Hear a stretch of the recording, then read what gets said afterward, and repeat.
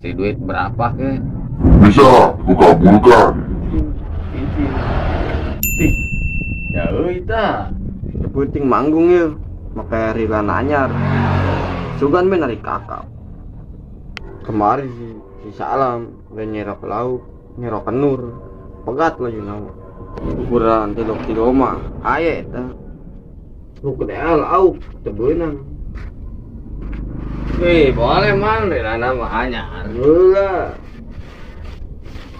Bisa piaki, keluar kerompong.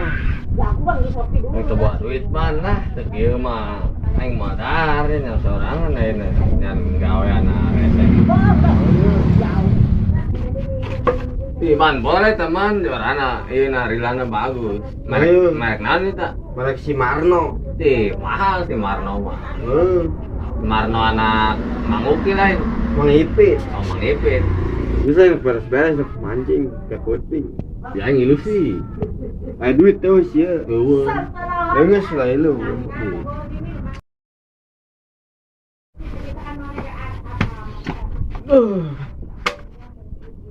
Masih amat sih. Sebuah pegawaian tuh.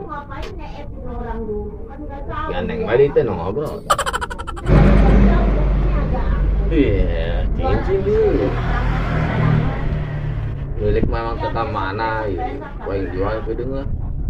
Menang 15.000. Apa tuanku? Kau telah memanggilku.